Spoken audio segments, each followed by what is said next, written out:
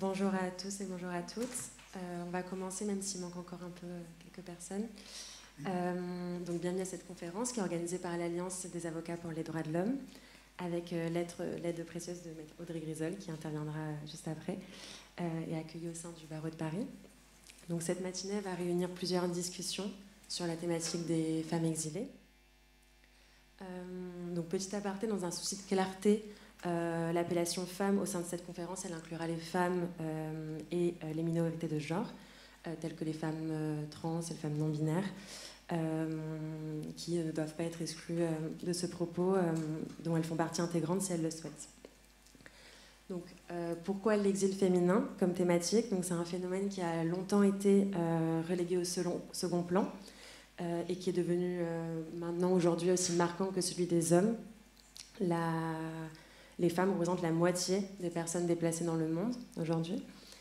Et donc inscrire la perspective du genre comme dimension centrale de la migration et des mobilités, c'est fondamental, donc pour plusieurs raisons.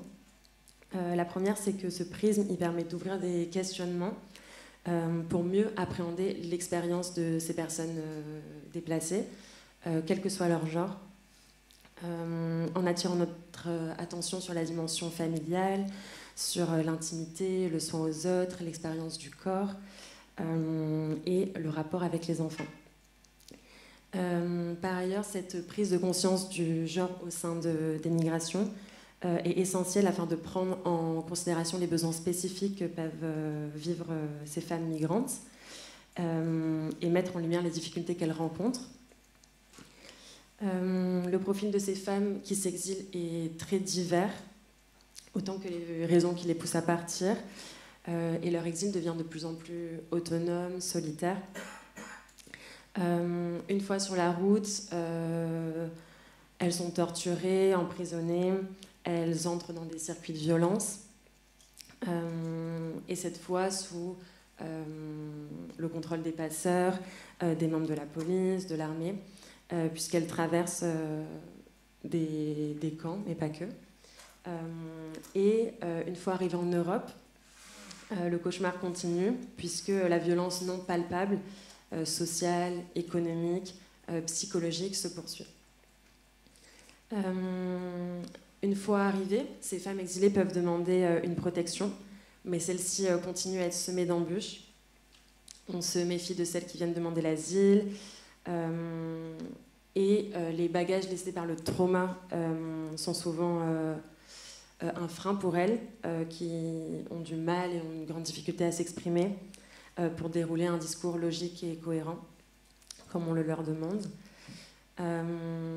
Et cette reconnaissance des violences de genre reste sélective, car les critères sont très stricts. On finira une dernière partie sur la responsabilité morale et juridique des États. Ça aura tout à fait sa place dans nos échanges. Donc il y aura 3 parties. La première partie sera dédiée aux violences au départ, ce qui pousse ces femmes à partir, et aux violences qu'elles peuvent subir sur la route migratoire. La deuxième partie traitera de l'arrivée en France et de la protection qu'elles peuvent obtenir. Et la troisième partie parlera donc de la responsabilité morale et juridique des États à cet égard. Petit aparté, dans cette conférence seront abordées les violences que subissent les femmes exilées sur le chemin de l'exil, donc qui prévalent de violences sexuelles. Donc pour ce premier temps, on va essayer de faire un peu un état des lieux de l'exil féminin. Donc dans cette depuis quelques années, comme je le disais, il y a un processus de féminisation des migrations qui semble s'amorcer. Et donc, bien que les femmes, elles ont toujours migré, et que ce n'est pas un phénomène qui soit nouveau, elles le font différemment et de manière plus autonome. Et on va essayer de débroussailler donc, les causes de l'exil, qui parfois sont communes à celles des hommes et parfois sont spécifiques pour ces femmes-là. Et comprendre comment ces raisons sont toutes imbriquées les unes avec les autres. Voilà. Pour ouvrir cette conférence, je vais donner la parole à Dounia. Dounia, vous êtes une réfugiée afghane. Pouvez-vous nous expliquer à quel moment vous avez décidé de quitter l'Afghanistan et comment ça s'est fait.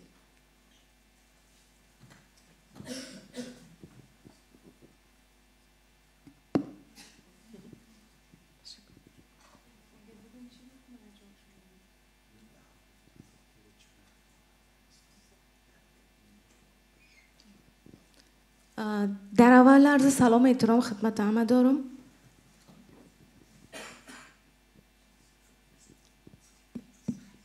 Je vais essayer de vous traduire. Hein. Je m'appelle M. Payenda Ismaël. Je me présenterai plus tard après. Alors, donc d'abord, il vous dit bonjour et vous adresse ses remerciements pour cette réunion. در اول اگه یک معرفی کوتاه از خودم داشته باشم، من دنیا هستم، از سرزمینی که غنی از علم و ادب است، یعنی افغانستان آمدیم. 8 ماه میشه که ما در فرانسه آمدیم از سال 2022 اگست. Je m'appelle Dinan, je viens de l'Afghanistan, d'un pays d'une richesse en littérature, en philosophie. Et j'ai quitté l'Afghanistan il y a 8 mois.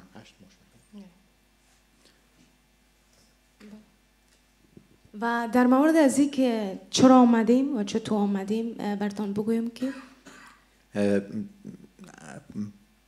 en ce qui concerne pourquoi je suis venu ici en France, je vais vous dire. اولا خب که با ترک کردن کشور به هیچ کس آسان نیست. D'abord, j'essaie de faire instantané en lui demandant de parler tout doucement. Moi, voilà.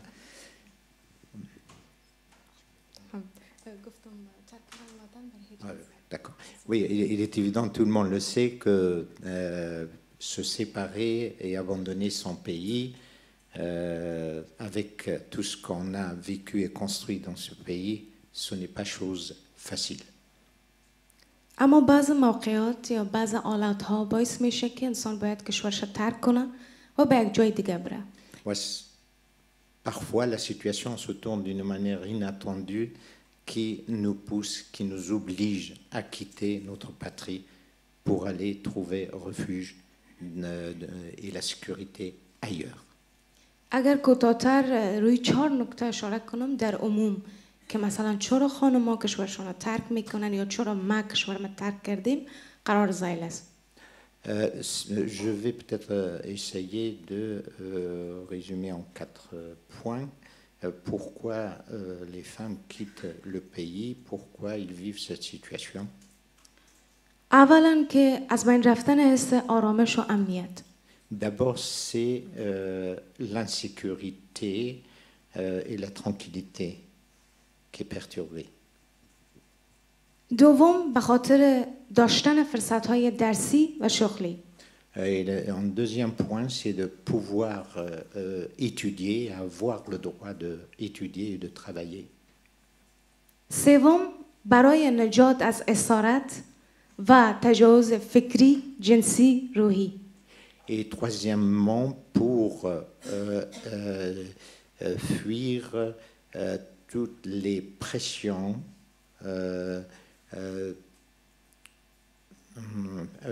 morales et puis de penser et de pouvoir agir librement et de la violence qui l'accompagne.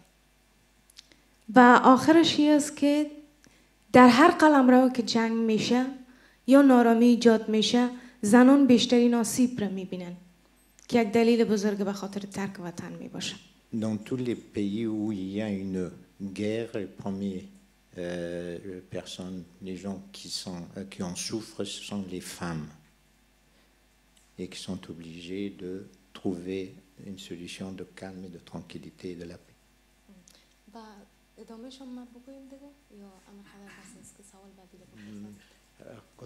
Vous avez d'autres questions aussi pour...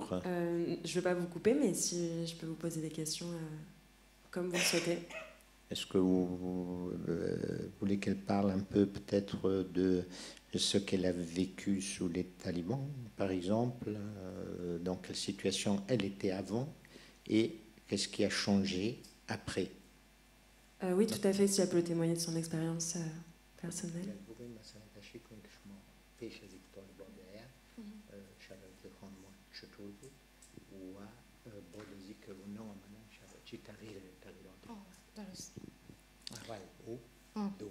درست.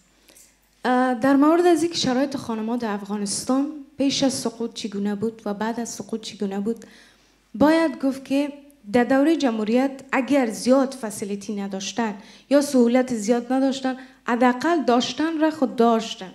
اگر یک حق نسبی داشتن، من نمیگم که کامل داشتن، درست در دوران بعض از محدودیت‌ها وجود داشت، اما بعد از سقوط کاملا، یعنی اگر بگویم که اسم خانم‌ها و حقوقشان از افغانستان یا صفحه تاریخش لغو شد، چنین خواهد باشد. Avant les talibans, les femmes avaient quand même le droit de s'exprimer, d'étudier. C'était relatif, c'était pas pour tout le monde quand même, parce que dans les provinces, c'était pas le cas. Parfois, j'ajoute quelques petits trucs, pardonnez-moi, pour apporter un peu plus de précision, parce que je connais la situation et l'évolution dans tous les sens du terme. Alors, donc, avant, bon, ils étudiaient, ils avaient le droit de s'exprimer. Bien sûr, il y avait des injustices qu'on connaît, nous, mais après, même ce qu'ils avaient, ils les ont perdus. Non seulement qu'ils l'ont perdu, mais c'est allé complètement encore plus loin vers l'obscurité. چون در دوره گذشته حق تحصیل داشتن، حق تعلیم داشتن، حق رأی داشتن، حق کار داشتن. Avant les talibans, ils avaient le droit d'étudier, ils avaient le droit de voter, ils avaient le droit de s'exprimer et puis d'aller librement aussi, de circuler librement, tranquillement. اما متاسفانه باید بگویم که امروز هیچ یکی از این حقا را ندارن. Malheureusement, aujourd'hui, ce n'est pas le cas. On a perdu tous ces droits. و متاسفانه باید بگویم که تمام زنای افغانستان فعلا در خانه هایشون مثل یک زندانی زندگی میکنن. Et malheureusement, toutes les femmes en Afghanistan maintenant, ils habitent chez elles comme des prisonnières. و همچنان اگر یک نقطه مهم را اشاره بکنم که در مورد زنان فعال افغانستان است که بعد از سقوط زنان افغانستان، کسانی که در جامعه فعالیت داشتند و یک فرد مفید در جامعه بودند، یا بر حبس‌های اجباری وادار شدند یا به نکاح‌های اجباری وادار شدند یا هم تا حال سرنوشتشان معلوم نیست که زنده هستند نیستند، کجا هستند متاسفانه. De plus, toutes les femmes qui étaient actives, qui s'exprimaient dans les médias et qui essayaient de défendre les droits des femmes, malheureusement, aujourd'hui, un certain nombre sont sous la pression, obligés de faire telle ou telle chose. D'autres aussi ont été obligés de se marier par force et par pression. Et d'autres qui sont là, qui ne savent pas quoi faire. Et une grande partie aussi ont quitté le pays. و این دلیل بزرگ به خاطر ترک وطن میتونه بوده برای اشخاصی که مجبور هستن وطن را ترک بکنن. و اگر toutes ces raisons que je viens d'évoquer engendrent le fait que les femmes essayent toutes de quitter le pays. و این افراد مجبور هستن که دو راه انتخاب بکنن. Ces personnes sont obligées de choisir. Ils ont le choix entre deux solutions. اولش که باید راه قانونی را پیش بگیرن. La première, c'est de passer par la loi et les règles. و دومش برای خارج شدن یا ترک وطنشان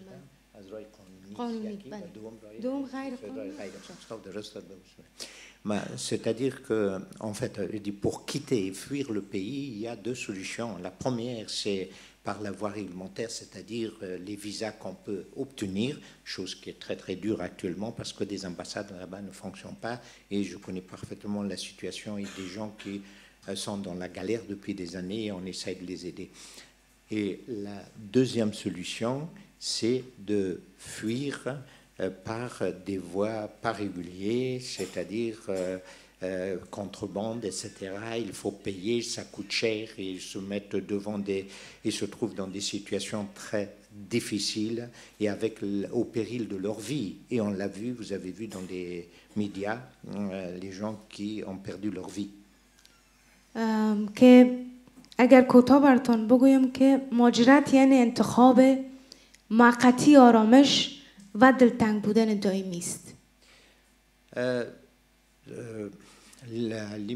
Immigrer de son pays, fuir son pays, c'est à la recherche de la tranquillité, de la paix et de la sérénité. و در ادامه من خودم 1 سال تمام را در کشور دوم منتظر ماندیم و وقتی که من داشتم کشور ما ترک میکردم کاملا یک حالت خراب بر من دست داده بود. Il est évident que pour quitter son pays, j'ai beaucoup suivi des difficultés et au moment où je devais quitter le pays, j'étais dans une situation moralement très perturbée, de savoir que je dois quitter ma patrie, le pays de mon enfance. که او روز کاملا به حافظه‌ام است که ما 2 روز تمام را در مرز مانده بودیم. Ce jour-là, je me rappelle très très bien que pendant 2 jours. Ah oui, que pendant.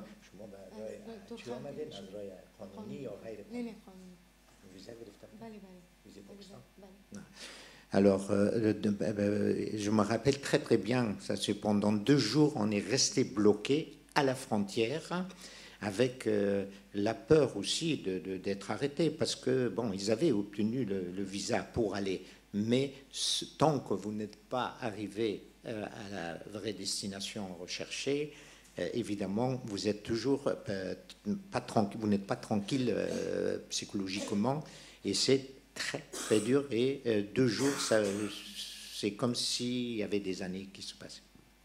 چون با وجود لطکوب، تشنگی، بیخوابی، خستگی، چون دو زمان ترخم تازه باز شده بود و به اندازه مردم هجوم آورده بودن. Et à ce moment-là, évidemment, il y avait beaucoup de gens qui attendaient à la frontière même pour pouvoir passer. Et puis, on subissait aussi des frappes. Il y avait des gens, pour une raison ou une autre, tous ceux qui contrôlaient là-bas la frontière, on vous frappait pour une raison ou une autre, dès qu'il y avait quelque chose qui ne leur plaisait pas, ou de but en blanc, comme ça. و 1 سال را کجا بودیم کاملا 1 سال تاریک 1 سال مشکل بر ما بود در پاکستان. Je suis resté une année au Pakistan, mais pour moi c'était une année sombre. J'étais dans l'obscurité et j'étais dans une situation psychologiquement très perturbée parce qu'elle ne savait pas encore où est-ce qu'elle va aboutir finalement. Et ça, c'est très très dur. چون وقتی یک فرد کشورش ترک میکنه تمام دارایی‌های خود در کشورش میمانه و میآید. Quand quelqu'un quitte son pays dans une situation semblable, il abandonne tout ce qui est matériel et tout ce qui est même moral, les amitiés qui ont été liées et tous les souvenirs vécus durant sa vie. Et ça, c'est pas facile, c'est très dur. و اگر براتون بگویم که ما چرا اونجا منتظر بودیم و چرا باید به فرانسه می آمدیم در مورد از این است که پدر ما که نیروهای نظامی فرانسوی در افغانستان کار میکرد و 4 سال پیش یعنی در سال 2019 به فرانسه آمده بود با نیم از خانوادهش و ما 4 سال تمام زهر دوری نوشیدیم برای آمدن اینجا. La raison pour laquelle je suis venu en France, c'est dû au fait que mon père travaillait avec les militaires français. Et ça faisait 4 ans que lui, il a pu venir en France. Mais pendant ces 4 ans, nous avons vécu vraiment des situations très dures et presque psychologiquement sombres et très perturbants. و پدر ما وقتی که اینجا آمد 4 سال تمام گشت پشت یک کسی که برش یک نظر مفید بده، مثلا وکیل صاحبای محترم و کسایی که صاحب روح سوخ هستن، معلومات دارن، اما متاسفانه هیچ کدامشان یک نظر مثبت و یک کمک را نکردن. Pendant ces 4 ans que mon père était ici, il a essayé de frapper aux portes des gens connus, des gens qui avaient une certaine notoriété, et il a cherché aussi les avocats. Malheureusement, il ne vous connaissait pas encore. Maintenant, la voie est plus ouverte et nous aussi, on a l'occasion de connaître. Et puis, on a vécu des situations très... Et il a vécu aussi des situations désespérantes et très dures. Je voulais dire juste la signification d'un poème persan qui dit il faut toucher le feu pour pouvoir ressentir la douleur qu'on ressent en touchant le feu. C'est-à-dire que tant qu'on n'est pas dans la situation, on ne la vit pas, c'est très difficile. Moi, je peux vous dire, la mangue a tel goût, mais tant que vous ne l'avez pas mangé, vous ne pouvez pas le sentir, même si je vous donne tous les détails possibles. و به خاطر همین بود که ما حتی تصمیم گرفته بودیم راه قاچاق انتخاب بکنیم. C'était pour ça, on était tellement désespérés qu'on a failli choisir la voie de contrebande, des contrebandiers pour venir. Ce qui était aussi une autre pression par le fait qu'on donne de l'argent, on vous donne de l'argent, on prend tout, vous êtes dans une difficulté, on en profite, on en abuse et on peut vous abandonner n'importe où, n'importe quand et vous n'avez aucun recours et encore moins recours aux avocats que vous êtes ici.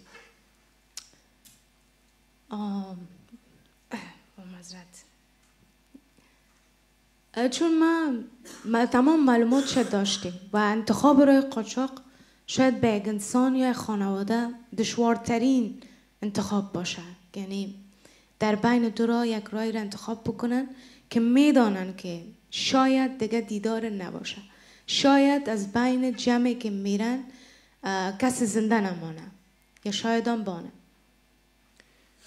Quand on se trouve dans une situation désespérée, on a recours parfois à des solutions qui posent beaucoup plus de difficultés et on prend le risque, tout en connaissant de cause, en sachant que la voie de contrebande engendre énormément de difficultés et probablement aussi quand vous êtes en famille, le fait, l'idée que peut-être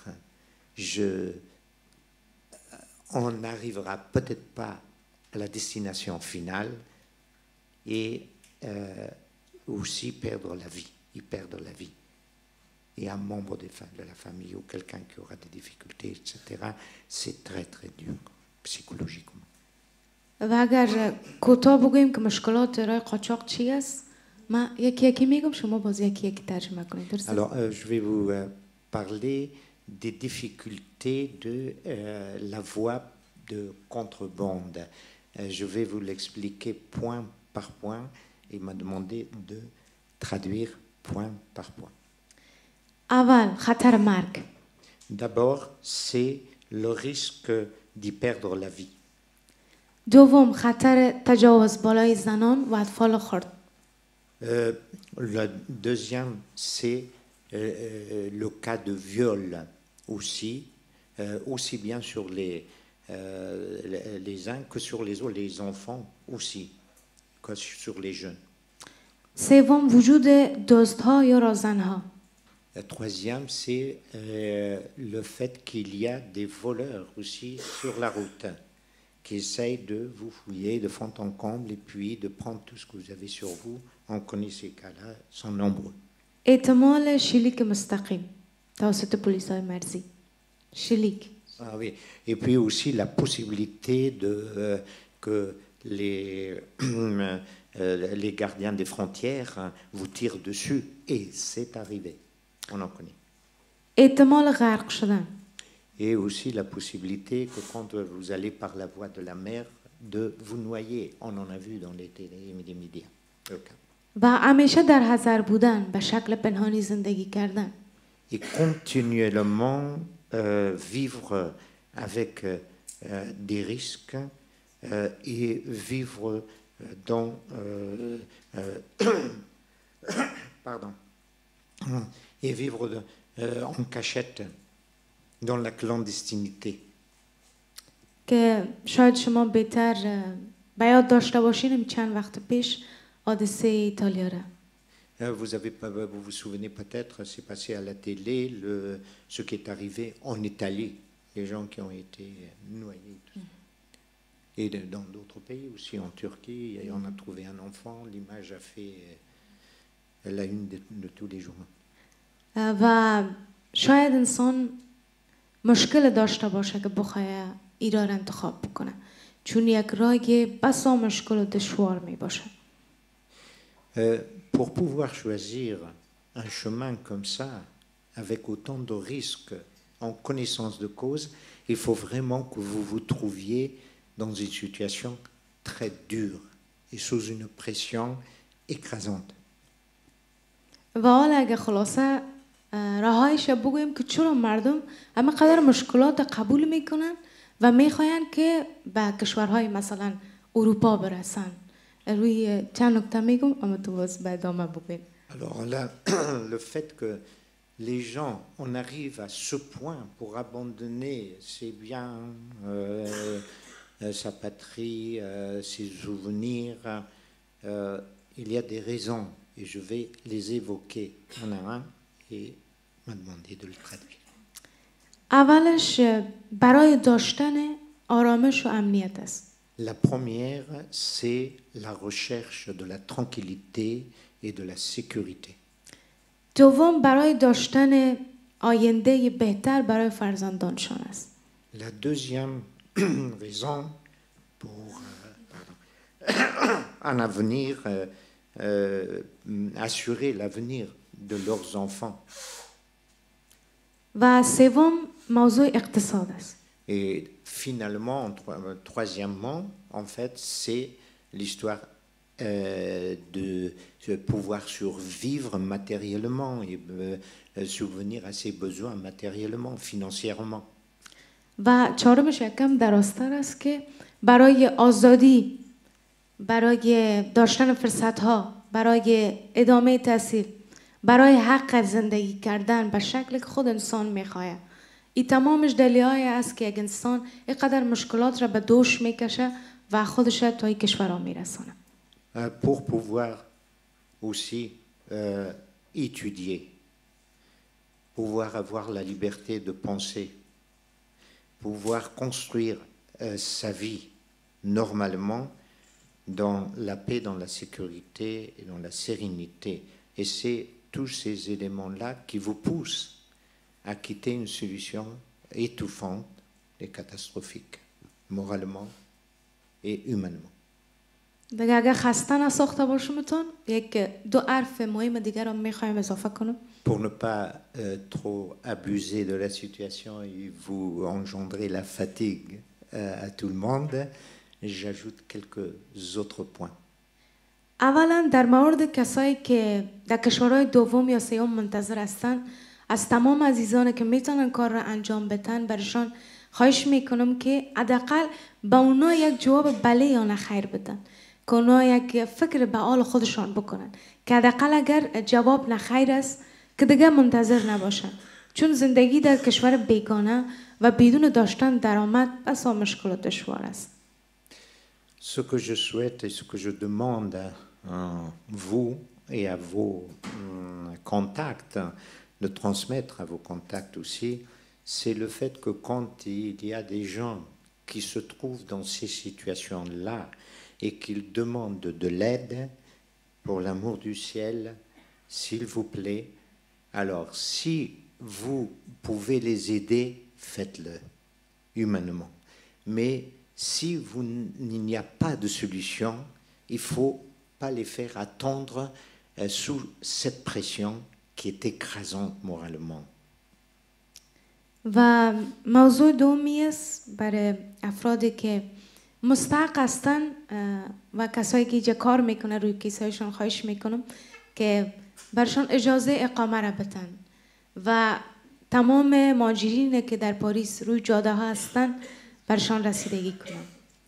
Et ce que je demande aussi à toutes les autorités et à tous ceux qui peuvent, c'est aussi de donner une réponse positive et de arranger et normaliser la situation de tous ceux qui sont déjà ici et qui ont des demandes. Malheureusement, je vais devoir reprendre la parole pour que tout le monde puisse parler. Si Dunia va ajouter une dernière chose pour que je ne la coupe pas en plein fil. Mais...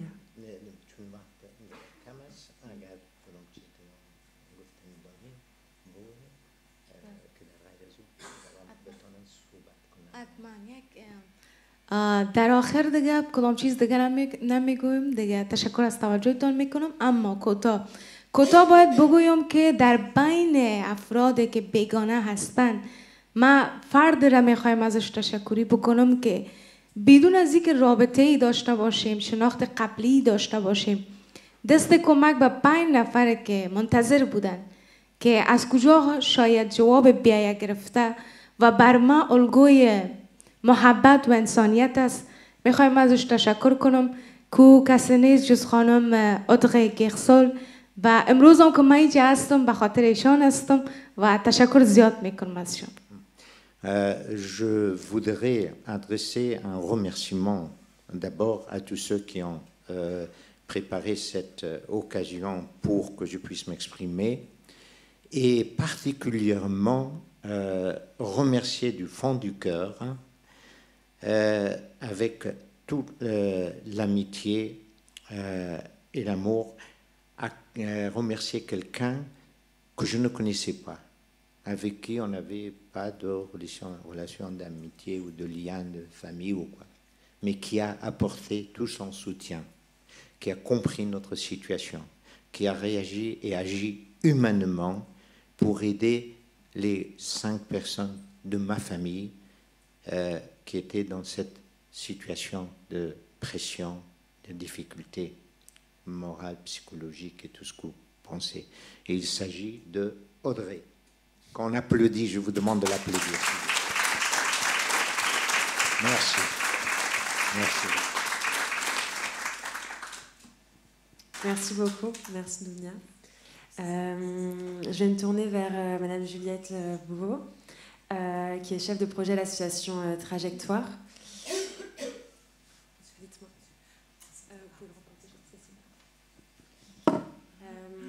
Et qui a participé à la rédaction d'une étude sur les femmes ivoiriennes en migration. Donc, au sein de la migration ivoirienne, tu observes qu'il ne s'agit pas d'un groupe qui est homogène et que les raisons du départ, elles sont multiples et qu'il convient de différencier peut-être certaines catégories de femmes. Quelles sont-elles ? Bonjour. Alors oui, effectivement, on a mené récemment une étude sur les femmes ivoiriennes en migration, parce qu'on voit dans les données récentes qu'il y a de plus en plus de personnes ivoiriennes en migration qui arrivent en France, en Italie et en Espagne. Et effectivement, il me paraît intéressant et important de voir qu'on n'est pas sur un groupe homogène. Parfois, on se représente la migration féminine comme un profil de femme qui serait unique. Là, pour les personnes qu'on a rencontrées, effectivement, les profils sociologiques sont très différents. Elles viennent de différents territoires en Côte d'Ivoire, ont entre 25 et 35 ans, ont aussi eu des vies très différentes en Côte d'Ivoire. Et concernant effectivement les raisons de leur départ de Côte d'Ivoire, ce qu'on voit, c'est qu'on est plus sur une cumulation de facteurs. La géographe Camille Schmoll parle d'un continuum. Et effectivement, dans les entretiens qu'on a pu mener avec ces femmes, il y a rarement une raison unique qui les a poussées à partir de Côte d'Ivoire. Par exemple, certaines avaient pour projet de rejoindre la Tunisie ou le Maroc pour pouvoir travailler. D'autres ont fui un mariage forcé. Certaines aussi ont décidé de partir pour protéger leur fille qui venait de naître de l'excision. Donc voilà, il y a plusieurs raisons qui les ont poussées en fait à migrer. Je réfléchis parce qu'on a quand même perdu pas mal de temps, on a commencé un peu en retard. Peut-être qu'on va compléter ce propos avec Louise Fortin de l'Observatoire des camps de réfugiés sur les violences sur le chemin de l'exil et non plus au départ. Donc voilà, quels sont ces camps de réfugiés, à quoi servent-ils, qui sont les personnes qui se retrouvent dans ces circuits de violence, et combien de temps peut-être y reste-t-elle? Bonjour à toutes et à tous. Alors effectivement, les raisons de l'exil pour les femmes sont très diverses et variées, comme vous l'aviez expliqué avant. Par contre, on se rend compte qu'effectivement, pendant le parcours de l'exil, il y a une violence qui est systémique en fait, vis-à-vis des femmes. Il y a la Commission des femmes réfugiées qui a fait une étude en 2019 sur toutes les personnes qui ont emprunté la route de l'exil méditerranéenne en partant de l'Afrique du Nord pour se rendre en Europe du Sud. Et en fait, on s'est rendu compte que 90% des femmes avaient subi un viol lors de leur parcours d'exil. Je peux donner également l'exemple des personnes qui sont en Amérique du Sud, qui vont fuir le Venezuela, par exemple, et qu'on appelle des caminantes, parce qu'en fait, ils vont emprunter des routes et marcher le long des routes. Et en fait, on a beaucoup de camions qui passent, qui sont conduits principalement par des hommes. Et donc, les femmes, pareil, expliquent qu'en fait, elles sont confrontées à de nombreuses violences sexuelles et sexistes sur tout leur parcours. Donc, après, on a la question en fait, des camps de réfugiés. Donc déjà, il y a cette question de l'invisibilisation des femmes dans le parcours migratoire qui est en train de plus en plus être mis en avant. Mais on a la thématique aussi des camps de réfugiés qui est très peu mise en avant aujourd'hui sur le parcours de l'exil, alors qu'on a une personne déplacée interne sur 2 qui vit dans un camp de réfugiés et une personne réfugiée sur 3 aujourd'hui qui vivent dans des camps.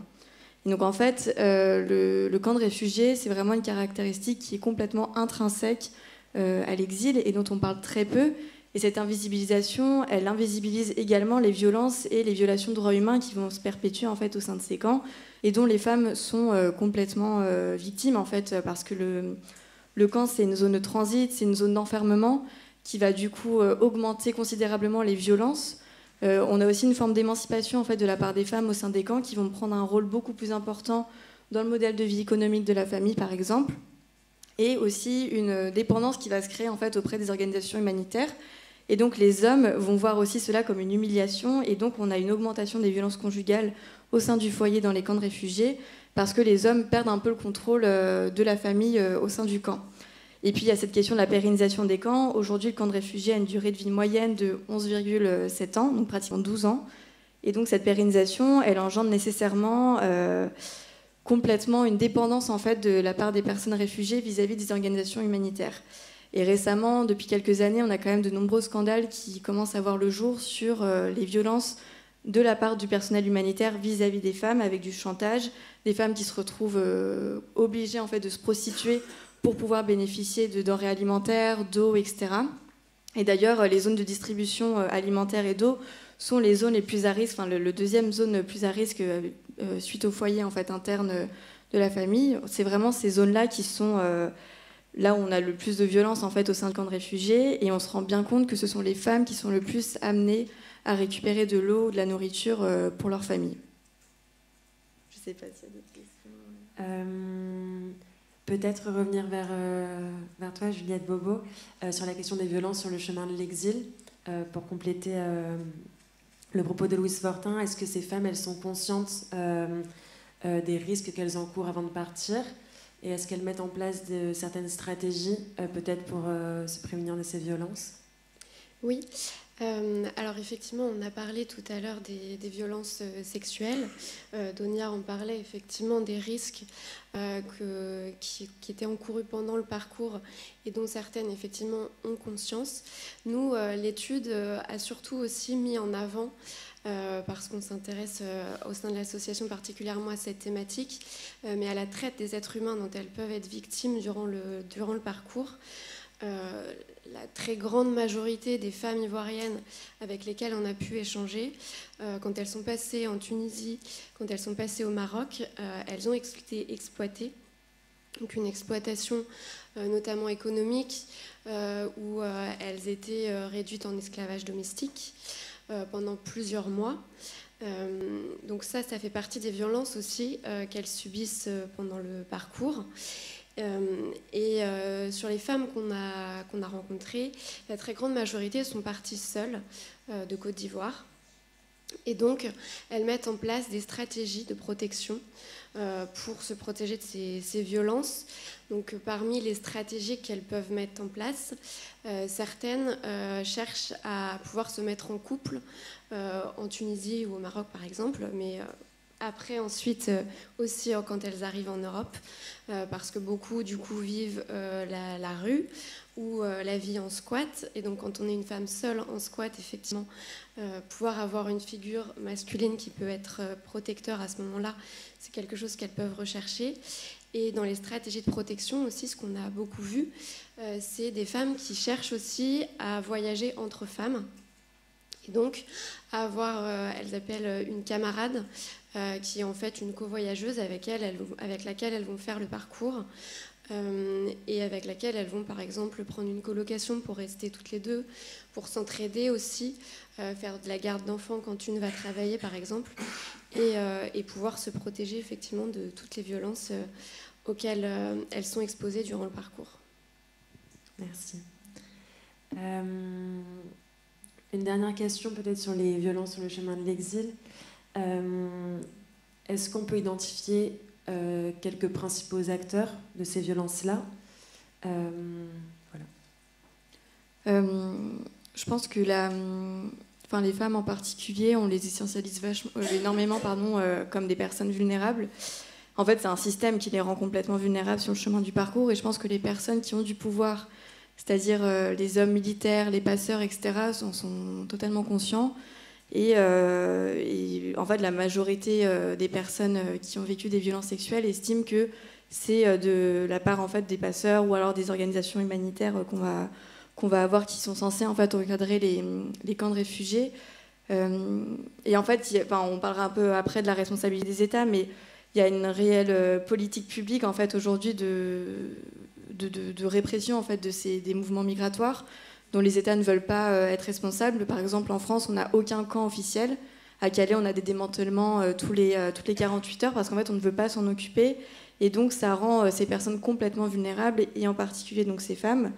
Donc, effectivement, les violences sont perpétrées particulièrement en fait, par les personnes ayant du pouvoir et qui sont majoritairement des hommes militaires, passeurs. Et je pense que les femmes sont totalement conscientes, en fait. Et donc, c'est pour ça qu'elles élaborent des stratégies. Au sein des camps de réfugiés, on a également énormément de stratégies qui vont être mises en place par les femmes. Je pense au camp de Lesbos en Grèce, où en fait les femmes vont mettre des couches pour éviter d'aller aux toilettes, parce que les toilettes ne sont pas forcément présentes au sein de leur tente, et donc elles n'ont pas envie de se rendre aux toilettes et de sortir de leur foyer, parce qu'elles savent à quel point il peut y avoir un danger en fait en sortant et en se promenant dans le camp. Donc les femmes sont conscientes de ces dangers-là, et en même temps elles n'ont pas le choix. Et donc je pense qu'elles mettent en place beaucoup de stratégies pour éviter aussi de croiser la route des passeurs, de toutes ces personnes aussi aux frontières, etc., qui vont perpétrer ces violences à leur égard.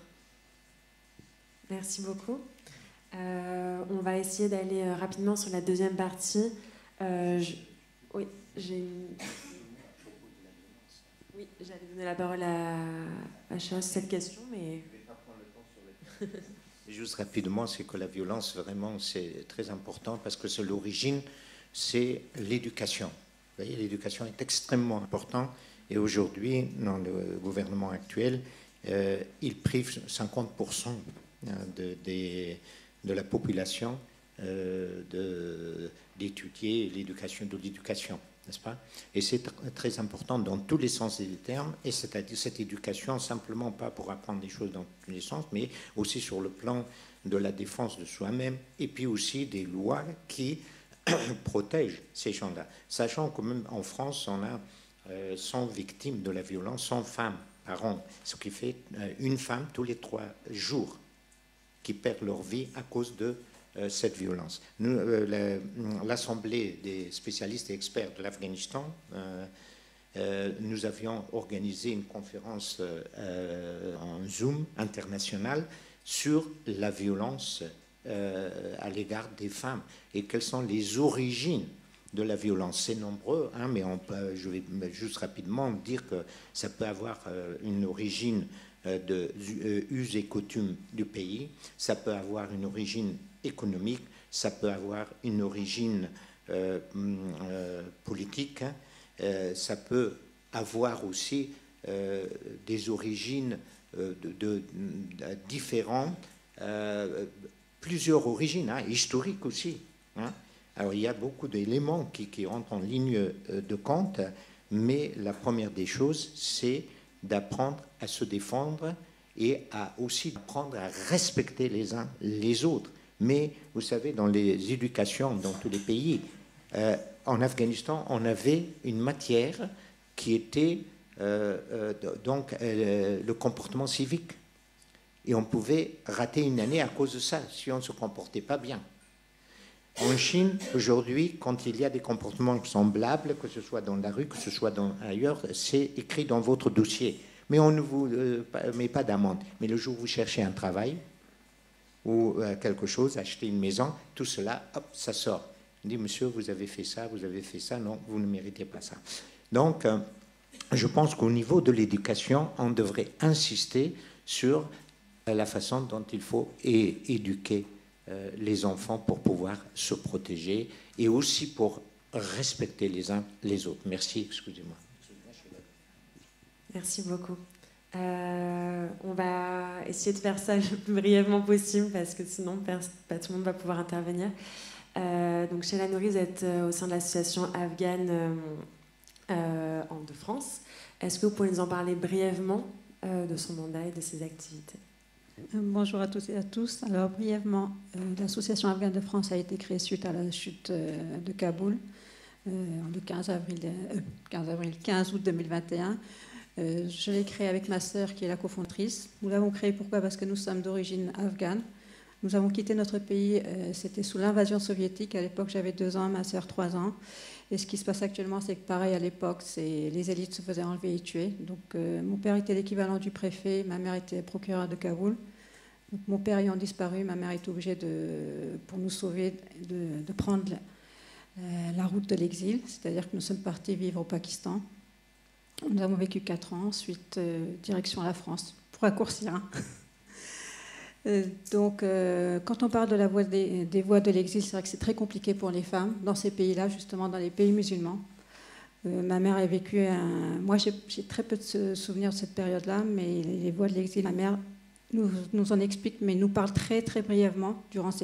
Ça fait 37 ans que nous sommes en France, donc elle nous explique un petit peu la complexité d'être une femme isolée avec enfants dans un pays qui n'est pas le sien, où on est quelque part maltraité. Il faut savoir que le Pakistan n'aime pas les Afghans et les femmes en général tout court. C'est un pays très misogyne. Donc c'était très compliqué de vivre là-bas. Donc arrivé en France, nous avons grandi ici. Nous avons cette double culture. Nous avons réussi à nous intégrer plus que bien, on va dire.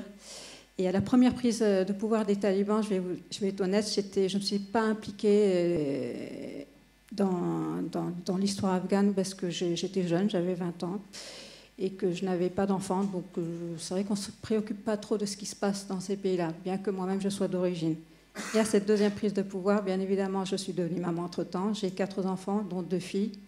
Et c'est vrai que ça m'a interpellée directement. C'est comment peut-on faire ça à des femmes? Et quand les talibans ont dit on a changé, et que je vais vous dire honnêtement, le comité international a dit oui, les talibans 2.0 existent, et bien non, malheureusement, ils n'existaient pas. Et pour preuve, bientôt à 2 ans, vous voyez bien qu'ils sont pires qu'à la première prise. C'est-à-dire que là, il n'y a plus de droit du tout pour les femmes. Bientôt, ça va être les femmes pourront respirer avec l'autorisation des hommes. Bon, on arrive à ce point-là, puisque tous leurs droits ont été bafoués. Ce sont des femmes de l'ombre.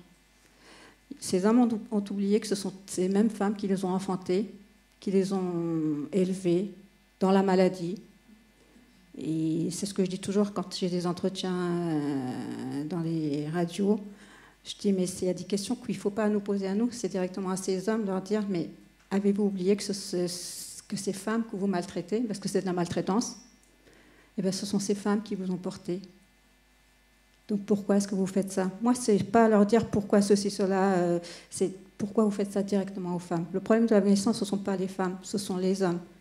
Et les guerres de pouvoir, ce sont toujours des guerres d'hommes et non pas de femmes. Et l'association a pour but, actuellement, nous faisons de l'humanitaire en Afghanistan, puisque vous savez très bien que depuis la prise de pouvoir, les talibans ne sont pas fichus de gouverner un pays. Leur objectif principal, c'est de faire disparaître la femme. Ils ne voient pas ce qui se passe, c'est-à-dire pas d'économie, tragédie sanitaire, sociale, économique, il y a tragédie sur tous les plans. Plus de 22 millions de la population afghane meurt de faim et les talibans ne voient qu'une chose, c'est comment restreindre encore et toujours le droit des femmes. Ils cherchent la petite bête. Franchement, moi, je me dis, ils vont bientôt dire, c'est attention, de telle heure à telle heure, vous avez le droit de respirer. Donc, nous, ce que nous faisons actuellement, c'est nous faisons des distributions de produits de première nécessité tous les mois à des femmes isolées avec enfants. Pourquoi femmes isolées? Parce que ce sont elles qui sont vraiment le plus en danger, puisqu'elles n'ont pas le droit de travail. Bien qu'actuellement, il faut savoir que même les hommes ne peuvent pas travailler parce qu'il n'y a pas de travail. Le chômage, on peut même dire que ça touche à les 99% de la population. Puisque les personnes qui peuvent travailler, les talibans ont dit, vu que durant la période où nous n'avions pas le pouvoir, nous avons œuvré pour avoir le pouvoir, donc nous avons fait tout cela gratuitement, et vous devez faire la même chose que nous, travailler gratuitement. Donc des fois, je me dis, nous sommes très bien lotis, nous nous plaignons pour rien en France. Je suis désolée, mais quand on voit ces pays-là, honnêtement, je remercie le ciel d'être ici. Donc c'est pour ça que nous faisons vraiment principalement tous les mois des distributions via notre propre réseau. Et comment envoyons-nous l'argent? C'est via un MoneyGram. Et l'argent que nous récoltons ici, c'est grâce à des œuvres que nous mettons en place ici en créant des galas, des conférences où nous récoltons des dons et des adhésions. Et on essaie d'avoir le soutien de certaines municipalités. C'est compliqué parce que c'est vrai que les municipalités ont du mal à se positionner, on va dire. Nous avons un soutien fort qui est Sarcelles, qui nous aide côté financier, événementiel, qui est à 100% de notre côté.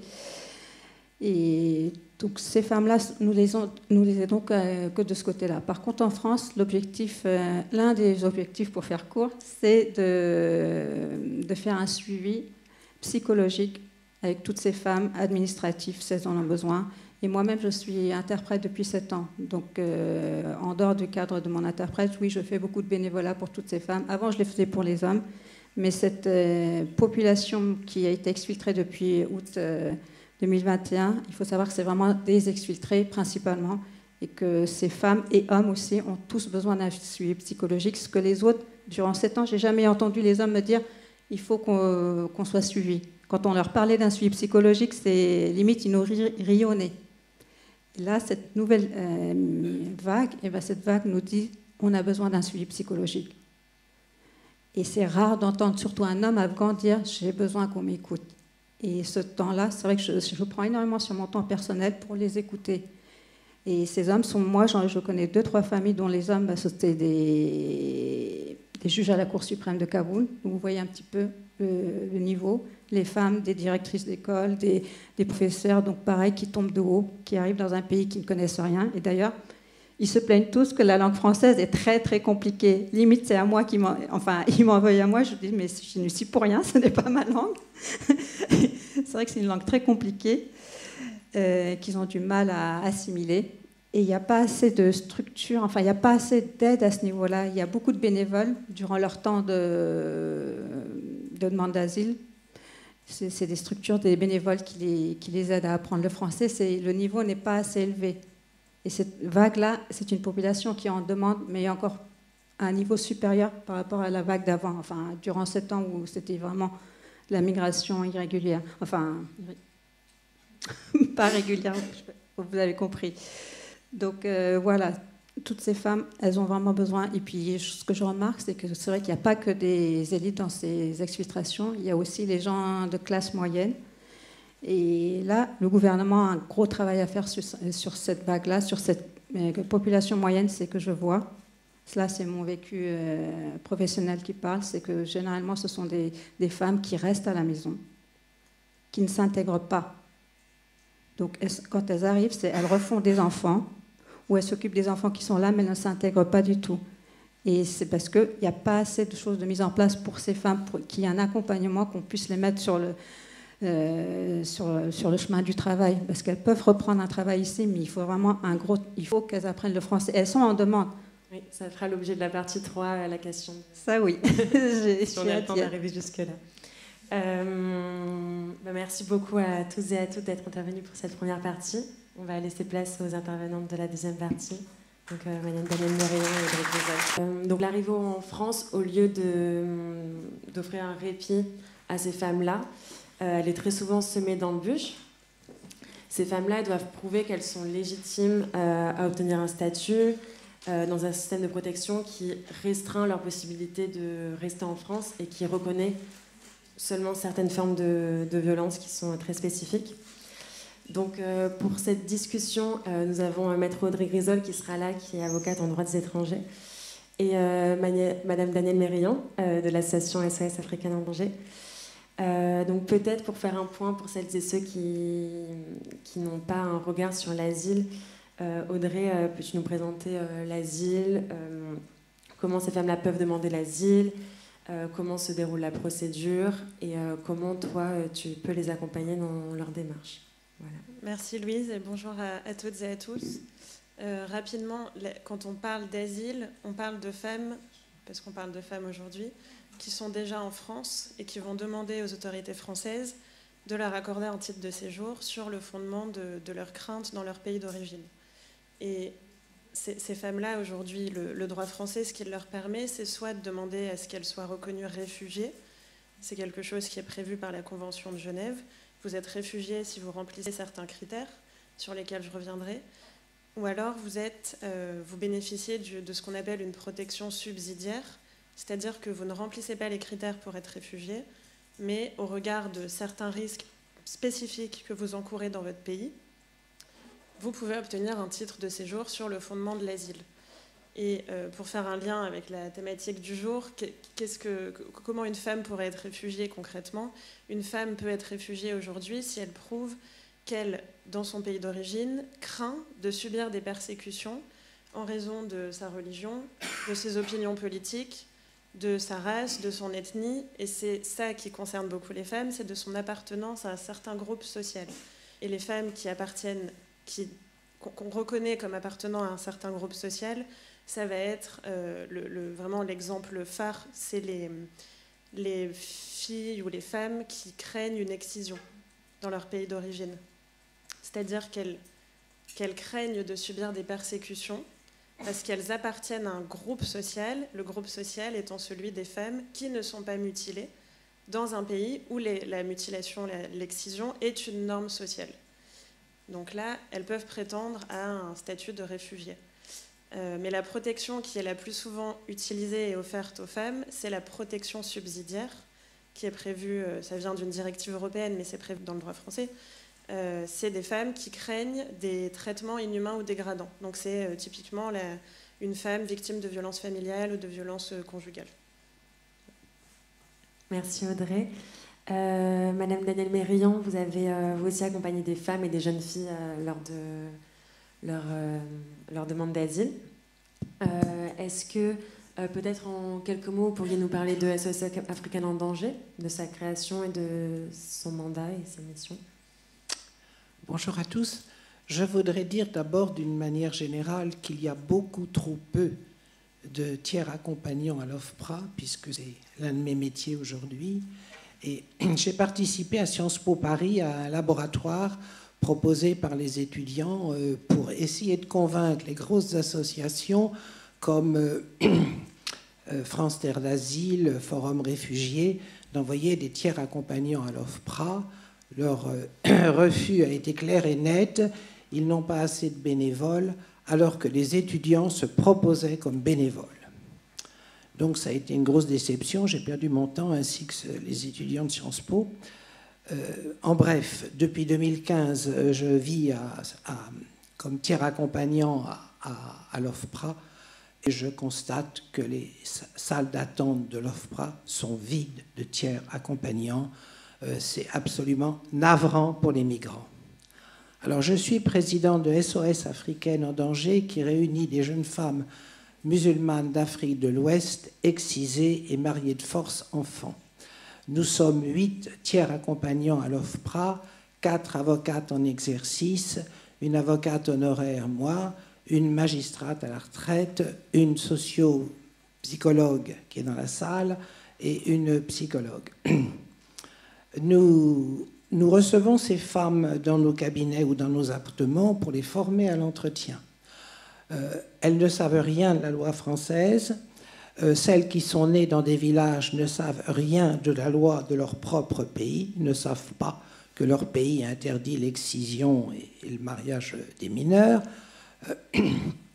Elles n'ont jamais vu au village d'associations de défense des droits des femmes, et puisqu'il n'y en a que dans les capitales, et elles sont polytraumatisées par tout ce qu'elles ont subi.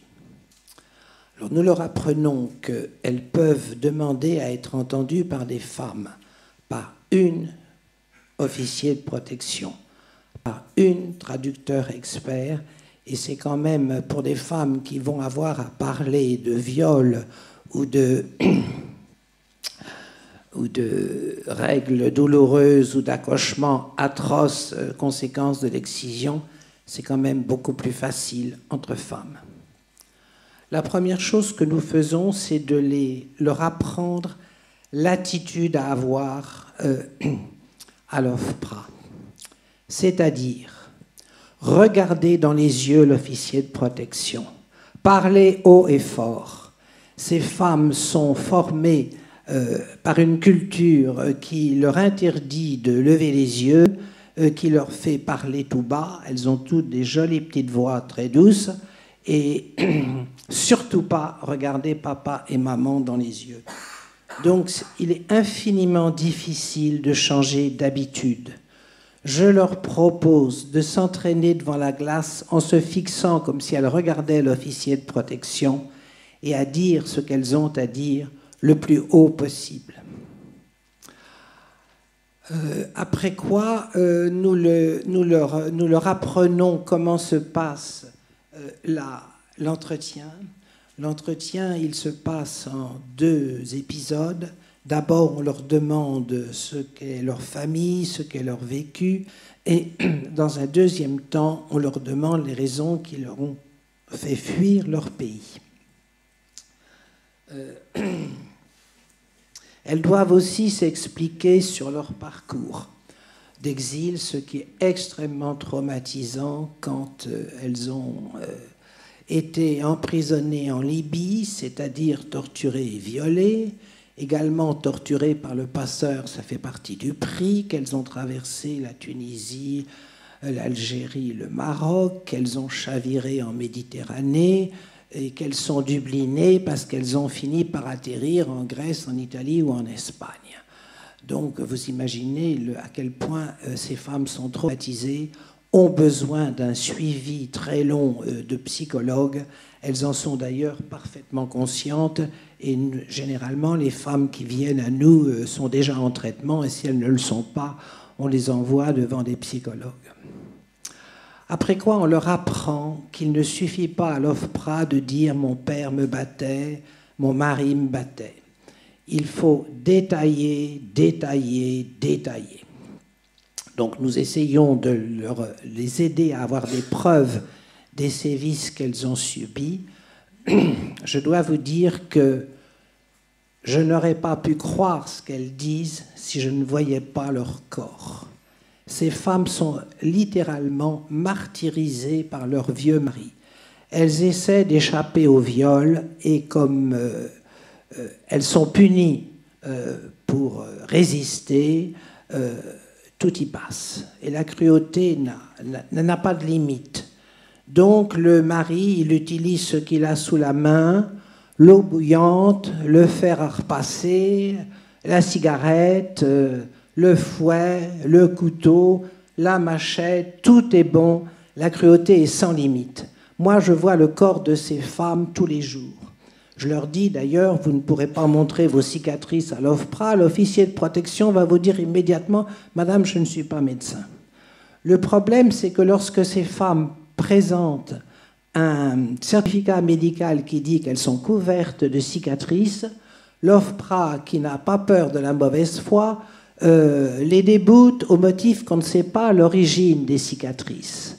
Alors que ces femmes ont expliqué en long et en large qu'elles sont séquestrées dans la cour familiale et qu'elles sont frappées toutes les nuits.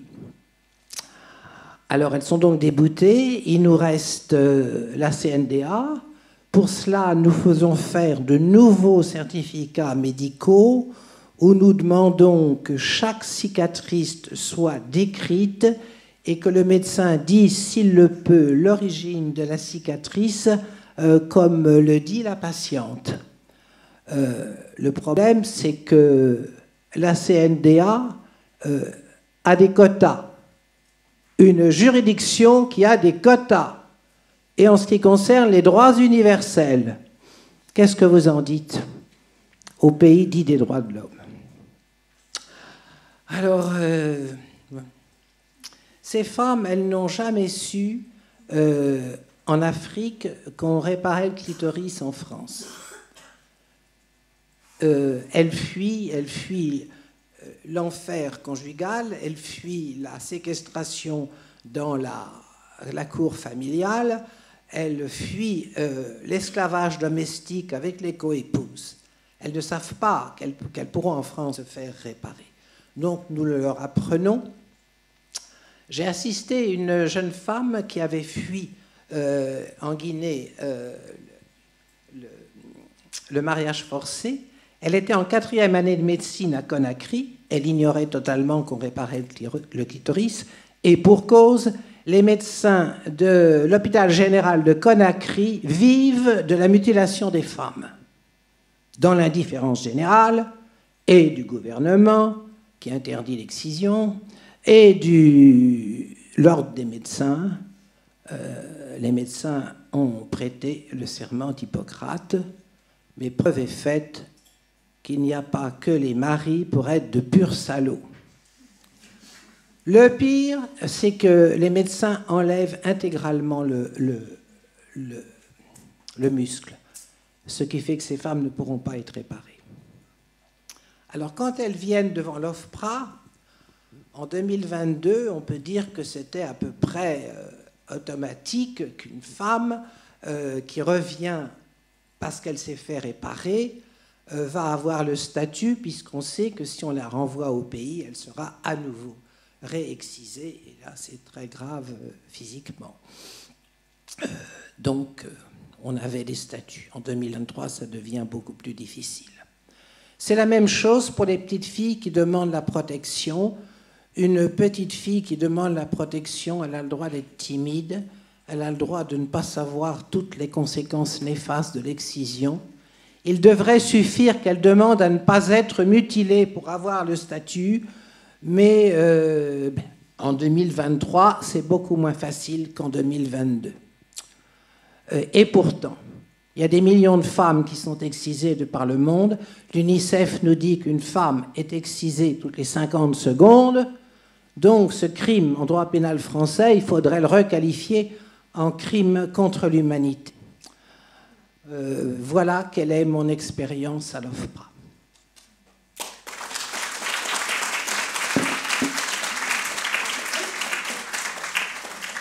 Merci beaucoup. Donc on a déjà identifié plusieurs freins à cette demande d'asile. Peut-être Audrey, pour compléter les lacunes de cette protection-là, est-ce qu'on peut observer certains stéréotypes dans l'obstruction de la demande d'asile? Est-ce que tu vois un angle mort à ces demandes-là, étant donné que les violences subies pendant le parcours migratoire ne sont pas prises en considération, et que, comme tu l'as dit, il existe certains motifs qui sont recevables et d'autres qui ne le sont pas? Je vais rebondir sur ce que racontait Dounia, surtout sur les violences subies pendant le parcours d'exil. Ce que vous savez, c'est que l'asile est octroyé si une personne craint des persécutions dans son pays d'origine. Mais le droit français ne tient pas compte, dans l'octroi de l'asile, des persécutions subies sur le parcours d'exil. Le fait d'avoir été victime de toutes les horreurs sur le chemin, hors du pays d'origine ou d'un des pays de nationalité, c'est pas quelque chose qui permet de fonder la demande d'asile. C'est pas un critère juridique. Et ça pose plein de problèmes pratiques, parce que souvent les femmes qui ont été victimes de violences sur le parcours d'exil vont avoir encore plus de mal à parler, à être crédibles quand elles parlent de ce qu'elles ont subi dans leur pays d'origine et qui leur donne le droit à une protection. Par exemple, une femme qui a été maltraitée, violée pendant des années en Libye, ça va avoir un impact déjà sur son comportement avec, par exemple, un officier de protection à l'Office de protection des réfugiés et apatrides qui serait un homme. Elle peut avoir des réflexes de pas avoir envie de parler de certaines choses. Elle peut se dire, cette personne-là, qui est un homme, qui est souvent plus âgé, qui est dans une position de pouvoir, cette personne-là ressemble à mon persécuteur et va avoir du mal à livrer son récit. Ça a aussi des conséquences sur la mémoire, parce que des traumatismes qui sont subis pendant très longtemps, souvent pendant des années, ça va... Déjà, il y a un mécanisme de protection automatique et il y a plein d'études là-dessus. Et je ne suis pas médecin, mais vous pouvez en trouver beaucoup qui expliquent que pour se protéger, pour ne pas revivre le traumatisme, ces personnes et surtout ces femmes vont oublier certains détails. Et Daniel Merian vous l'a dit, ce qu'on demande à l'OFPRA, c'est beaucoup de détails. Ce qu'il y a souvent dans les motifs de rejet, c'est le récit de son viol n'a pas fait l'objet de précisions suffisamment détaillées, les raisons de son départ ont fait l'objet de propos convenus, c'est flou, c'est abstrait, sauf qu'il y a toutes ces violences qui sont subies sur le parcours d'exil qui les amènent à occulter certaines choses, et ça a aussi une conséquence sur le rapport à leurs émotions, ce que va attendre en fait les officiers de protection et même les juges à la CNDA, et on le fait tous, mais ces personnes-là qui sont décisionnaires vont attendre automatiquement souvent des réactions qui leur paraissent normales. Par exemple, un juge va attendre d'une femme qui a été violée à de multiples reprises de l'émotion pour que ce soit crédible. A priori, si vous avez subi quelque chose comme ça, quand vous en parlez, vous n'êtes pas de marbre. Sauf que ces femmes-là, souvent, elles ont tellement subi qu'elles ont aussi développé ce mécanisme de défense de « je rejette ». Et soit ça n'a pas existé, soit ce n'était pas moi, soit ce n'était pas mon corps. Et quand elles en parlent, souvent c'est très déstabilisant, mais souvent elles sont un peu stoïques et elles en parlent comme quelque chose, comme si elles racontaient leur liste de courses, à la limite. Et donc ça affecte leur crédibilité. Parce qu'il n'y a peut-être pas assez de temps qui est donné pendant l'entretien de la demande d'asile pour qu'elles prennent le temps tranquillement de parler des choses étape par étape. Leur première réaction, ça va être « je me distancie complètement de ce que j'ai subi et j'en parle comme quelque chose qui ne m'était pas arrivé ».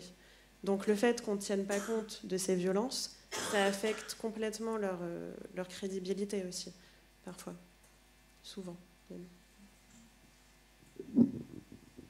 Ce que craignent ces femmes en cas de retour, c'est tout simplement la mort, soit de la main du mari, soit de la main du père, car elles ont déshonoré la famille en s'élevant contre les traditions ancestrales. Elles seront tranquillement étouffées entre deux oreillers, personne ne sera dupe. Un soir, une jeune femme est en pleine forme, le lendemain matin, elle est morte d'une mort subite. Toute la rue va l'approuver, elle est musulmane, donc enterrée immédiatement. Il n'y a pas de police judiciaire, il y a encore moins de légistes. Donc, il n'y a rien à craindre pour les assassins. Et en ce qui concerne leur vulnérabilité dont vient de parler Audrey, l'OFPRA n'en tient strictement aucun compte. Il arrive que la CNDA tienne compte de toutes les violences subies pendant le parcours et donc protège ces femmes. Ça arrive. Merci beaucoup à toutes les deux d'avoir intervenu pendant cette deuxième partie. On va passer à la troisième partie. Donc cette troisième discussion, elle s'articule autour de l'arrivée en France, qui, au lieu en fait d'offrir un répit à ces femmes-là, est souvent synonyme de basculement dans la précarité. La question de l'hébergement, de l'apprentissage du français, comme on l'a brièvement évoqué tout à l'heure, vient faire obstacle à la reconstruction et à l'intégration de ces femmes, et qui les replace encore une fois face à l'absence de choix et d'autonomie. Donc, pour commencer ce temps-là, on va commencer l'intervention avec M. Alain Renier, qui est préfet délégué chargé, qui va nous parler, alors, je ne veux pas dire de bêtises, de l'accueil et de l'intégration des réfugiés, et qui va nous parler de l'intégration socio-économique des personnes exilées, en particulier de ces femmes. Est-ce que vous pourriez peut-être nous présenter votre action en tant que délégué interministériel et des mécanismes d'intégration professionnels et sociaux pour ces femmes exilées? Bonjour à tous, merci de cette invitation. Je n'ai pas forcément le rôle le plus facile dans cette matinée. Je voudrais saluer l'engagement du barreau de Paris sur toutes les questions relatives aux droits fondamentaux. On travaille aussi avec le barreau sur l'initiative Marianne qui permet d'accueillir une quinzaine de défenseurs des droits depuis 2 ans en France. Je voudrais saluer les ONG présentes qui tous les jours accompagnent les demandeurs d'asile ou les réfugiés ou d'autres catégories, les mineurs non accompagnés, les personnes en droit dit incomplet ou les sans-papiers pour en parler plus simplement. Donc merci de votre engagement dans la société pour être à l'écoute des personnes les plus vulnérables. Je veux saluer tout particulièrement France Terre d'Asile qui s'est beaucoup impliqué depuis sa création sur la vulnérabilité et qui a publié un certain nombre de publications sur cet enjeu. Vous rappelez aussi, peut-être en écho de ce que j'ai entendu dans la table précédente, qu'il ne faut jamais, encore une fois, et on est bien ici au cœur de la question de droit des personnes et de l'état de droit, que la construction du droit de la protection et la construction d'un droit international qui reconnaît les droits fondamentaux des personnes est un droit récent, très récent dans l'histoire de l'humanité, puisqu'il faut attendre l'après-Deuxième Guerre mondiale pour l'établissement de ce droit qui a continué à progresser jusque dans les années 70 et qui aujourd'hui est remis en cause d'une manière très forte avec la remise en cause de l'ordre international tiré de la Deuxième Guerre mondiale, et qui fait que pour beaucoup d'États sur cette planète, nos droits dits universels ne sont pas universels. Donc je pense qu'il ne faut pas perdre de vue cet enjeu de continuer à défendre une vision universaliste des droits fondamentaux. Ça s'applique évidemment à l'Union européenne, qui est confrontée au premier chef à la difficulté d'établir une base rénovée de la demande d'asile et de la migration, puisque comme vous le savez, le paquet asile-immigration qui a été présenté par la Commission il y a 3 ans en septembre prochain est toujours à la grande difficulté de tension entre l'Est et l'Ouest européen. Les notions de solidarité ne sont pas du tout partagées au sein de l'Union européenne. Et vous pouvez, puisque vous êtes en veille sur ces questions, vous ne pouvez que constater les évolutions au Danemark, en Suède et en dehors de l'Union européenne, en Grande-Bretagne, sur ce que le Premier ministre anglais appelle aller le plus loin possible dans tordre le droit international dans le pays qui est encore une fois un pays qui, depuis 1000 ans, est le précurseur de la reconnaissance des droits des personnes face à l'État. Donc, On ne peut pas, par rapport à ce que je viens d'entendre, faire comme si nous étions dans une bulle et que tout ça n'existe pas. Nous sommes dans un monde, encore une fois, d'une très grande violence et d'une très grande confrontation où la peur de l'autre, la peur de la différence, fait renaître ce que nous avions pensé collectivement avoir vaincu lors de la Deuxième Guerre mondiale.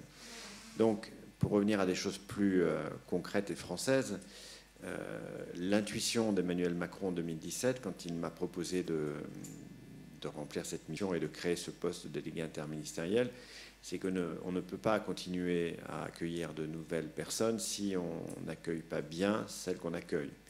Et donc, s'il n'y a pas une amélioration très importante de la qualité des processus d'intégration des personnes à qui la France accorde une protection. Je vous rappelle aussi que cette protection bénéficiait à peu près à 250 000 personnes en 2015 et que nous sommes à 550 000 personnes protégées aujourd'hui en France. Que nous avons accueilli plus de 20 000 Afghans depuis 2021. Je suis personnellement impliqué dans l'accueil du pont aérien de l'été 2021. Donc, on est aussi avec l'Ukraine sur l'application de la protection temporaire qui n'avait jamais été appliquée, je pense qu'il faut noter le caractère intéressant et positif, qui peut poser débat par rapport à la protection internationale, mais il n'en demeure pas moins que, en dépit de toutes les critiques, et qui sont légitimes et que je reçois encore une fois dans l'espoir d'avoir un débat serein avec vous, il n'en demeure pas moins que la France reste un pays fondamentalement attaché à l'universalité de la protection, que nous sommes engagés avec l'ONU et le HCR, que nous avons signé le pacte mondial des migrations et que la France parrainera le deuxième forum mondial qui aura lieu en décembre prochain. Donc la bonne intégration, pour moi, et quand j'ai été reçu par le président de la République pour mon recrutement, lui ai demandé de rajouter le mot accueil dans l'intitulé de mon titre, parce que je considère que la question de l'hospitalité est fondamentale au-delà de la politique d'intégration. C'est ce qui, pour moi, permet de dire que nous restons, même si nous sommes en tension forte, nous restons une société ouverte et qui affiche son accueil. Alors je vois des mines qui ne partagent pas ce que je dis, mais encore une fois, nous avons la chance de pouvoir être en démocratie encore, et donc permettez-moi de continuer à m'exprimer de la place où je suis. Donc, ce qui est important dans le parcours d'intégration, c'est de rétablir un équilibre d'une manière générale dans notre pays. L'administration avec un grand A ne fait pas beaucoup de cas de l'usager ou du client et considère que c'est à cet usager de comprendre la circulaire et de savoir, de comprendre quelle case il doit cocher dans un formulaire. Ce que j'essaye de construire, c'est un système qui établit une relation d'égalité ou qui tend à cette relation d'égalité de manière à remettre la personne en capacité de construire son projet de vie en France, projet qui devra correspondre le mieux possible à ses souhaits. Très souvent, la migration, c'est le déclassement professionnel, c'est l'arrivée avec... on n'a pas ses diplômes, on ne peut pas prouver grand-chose, et on a un système français qui est très rigide, très corporatiste, et pour lequel les professions se sont fermées par rapport à ce qu'on appelle la reconnaissance des diplômes ou à la validation des acquis d'expérience. Donc dans ce cadre-là, ce qui me paraît important, c'est la bonne information. Donc on a construit un système que je vous invite à utiliser si vous ne le connaissez pas, c'est réfugiés.info, qui est une plateforme numérique qui a près de personnes en un an, qui a plus de 100 000 téléchargements, qui est en 8 langues et qui permet sur tous les sujets de la vie quotidienne, il y a plus de 660 fiches qui sont territorialisées également, de pouvoir avoir des repères. Ça n'allait pas de soi, je me suis confronté là aussi, je suis un peu une personne en marge de la haute fonction publique, dans la mesure où j'essaye toujours, depuis 35 ans, de m'occuper de cohésion sociale, de construire un système d'information traduit, Et ça ne va pas de soi parce que la plupart de mes collègues considèrent encore que les étrangers ou n'importe qui doit maîtriser le français. S'ils ne le maîtrisent pas, bah, tant pis. Donc moi j'ai pris le pari de faire un système traduit, de construire un écosystème de 800 traducteurs bénévoles, coiffés par 20 professeurs de l'INALCO qui assurent la sécurité juridique et la qualité de la traduction de cette communauté de traducteurs bénévoles, d'avoir une communauté d'usagers qui en permanence interagit par rapport aux informations qui sont délivrées sur cette plateforme. Donc pour moi, ça concourt la bonne information à l'exercice de ces droits dans le pays dans lequel on arrive. Ensuite, on a essayé de construire sur la question de l'emploi une vraie stratégie dans le cadre de la stratégie nationale d'accueil et d'intégration de 2018. Si on prend les documents, les études de l'OCDE, la France était dans le très bas du classement en ce qui concerne l'intégration professionnelle des réfugiés. Donc nous avons défini une véritable stratégie interministérielle qui s'est traduite par la mise en œuvre d'un plan d'investissement dans les compétences pour les réfugiés, doté de 56 millions d'euros, et qui avait l'ambition en 2019 de bénéficier à plus de 30 000 bénéficiaires réfugiés. Malheureusement, la Covid a perturbé évidemment beaucoup de ces projets et ce plan qui s'est achevé à la fin de 2022 a à peine atteint les 10 000 personnes bénéficiaires. Donc nous n'avons pas réussi à atteindre les objectifs qui s'étaient fixés. Mais nous avons remplacé ce plan d'investissement dans les compétences par un dispositif interministériel piloté par le ministère de l'Intérieur qui s'appelle AGIR, accompagnement global pour les réfugiés, qui est doté de 670 millions d'euros sur 3 ans et qui aujourd'hui concerne 26 départements et qui sera étendu dans les 2 ans qui viennent et qui concernera toute la population protégée présente sur le territoire depuis moins de 2 ans. Donc c'est un investissement financier considérable. Le plan lui-même, décidé en 2018, a représenté un investissement de l'ordre d'1 milliard d'euros par an pour l'État sur les 5 années 2017-2022. Donc c'est un investissement massif qui, encore une fois, dont les résultats sont à conforter, qui n'est pas, encore une fois, satisfaisant, et particulièrement sur le volet des femmes dont vous traitez ce matin. Nous avons encore une fois un vrai challenge sur le public féminin qui aussi culturellement part de loin dans beaucoup de pays. J'ai fait beaucoup de déplacements et je rencontre des réfugiés et le discours majoritaire que j'entends, parce que je tiens un discours, en France, les femmes peuvent travailler, peuvent se former, et la plupart des personnes me répondent mais moi je veux m'occuper de mes enfants, ce qui compte c'est que mon mari ait un emploi. Donc il y a aussi tout un travail de conviction à faire pour organiser aussi pratiquement, pour répondre à la question de la garde des enfants, pour répondre à la question du logement, ça a été abordé.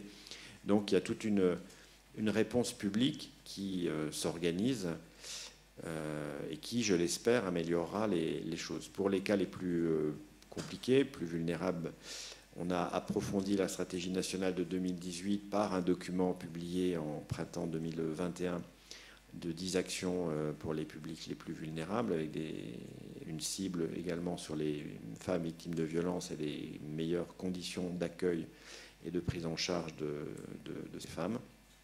Donc, si je veux encore une fois conclure d'une manière positive, j'ai introduit ce matin une fabrique de la délégation interministérielle sur le mentorat.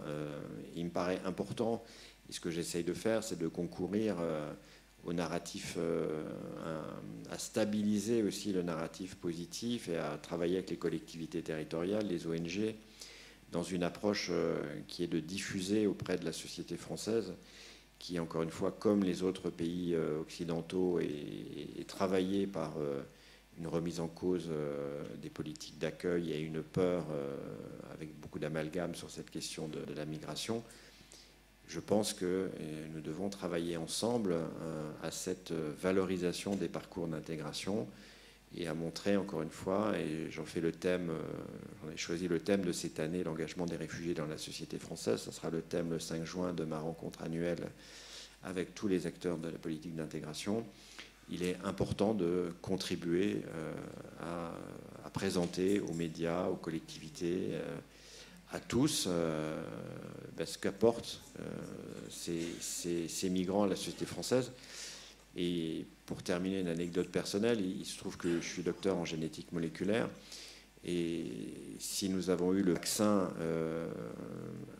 sur l'ARN messager pour la Covid, c'est parce que 2 enfants immigrés turcs sont arrivés en Allemagne, ont fait des études supérieures en Allemagne et ont créé la société BioNTech.